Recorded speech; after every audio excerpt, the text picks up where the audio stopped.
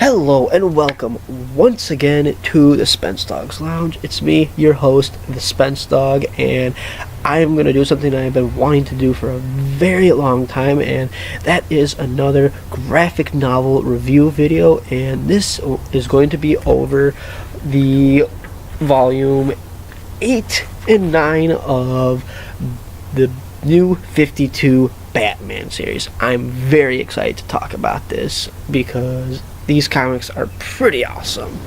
So, in the past couple of years, we've had the new 52 initiative, and more or less, people did like it, and some people didn't. For me, I'm a fairly new comic book reader. I've been only reading for maybe a good 3.5 years now. So, I've had the opportunity to start collecting and reading some of the new 52 stuff, and I just have to say the new 52 Batman is something really special and really fun to read. And in these collected volumes we ask the questions, what happens when Bruce Wayne falls and who picks up the mantle of the Batman? And that answer comes in the form of the Gotham City Police Department ushering in a new Batman. And my original thoughts of this was, okay, so Bruce Wayne's out of the picture. Who's going to be the new Batman? And we are presented with the idea that Jim Gordon is going to become the Batman. Like, at first, like, when I was reading it, I was like, okay, is this really going to work? And then, to be honest, I thought it did. Jim Gordon was a very interesting character because he's always been connected with Batman at his side.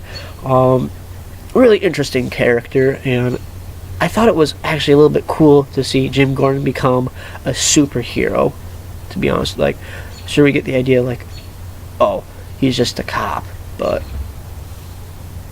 I thought it was a interesting or fresh take, if I want to say.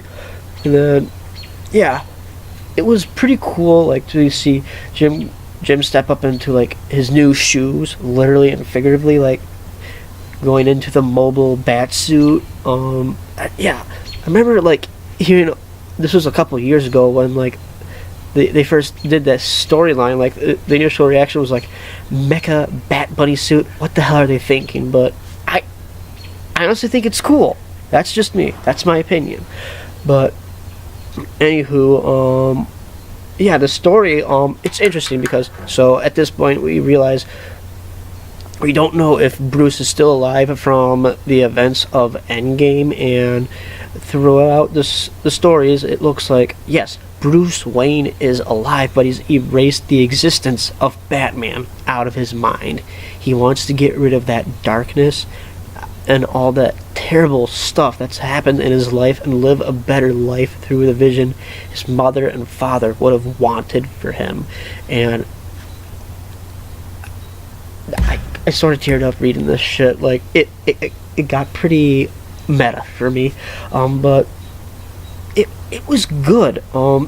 Plus, like, we have this villain that occurs in this series, in these volumes. His name is Mr. Bloom, and he is one of the more interesting and polarizing villains that came out of the new 52 Batman line, in my honest opinion. Yes, there is the Court of Owls and Joker, but this is a new, fresh villain, and I thought the characterization was pretty cool for this dude. Like, he is, like, trying to, like, make the people think that he is the answer and the solution to everything, that he can give them the power that they want to change the city and make it into what he describes it as a beautiful jungle or garden.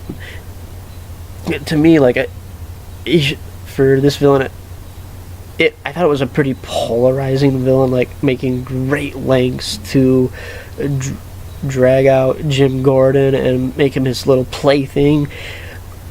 Overall, these collections and volumes, I enjoyed them a lot, and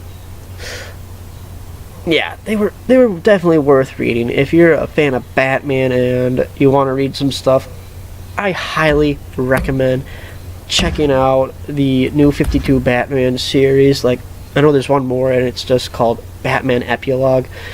Doesn't really offer a whole lot of content for me, to be perfectly honest, so I'm probably not going to get it. But overall, I think Scott Snyder and Greg Capullo did a great job, start to finish, with Volume 1 up until Volume 9.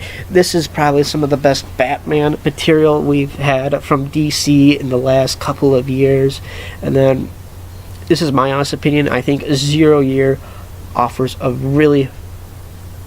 Zero Year did come out a long time ago, but this is my honest opinion. I thought it delivered a really fresh and interesting take to the Batman mythos. There is Frank Miller's Year One, and then there is 0 Year, and I feel like it's a cool homage to Batman's backstory and reinvented it in an interesting new way.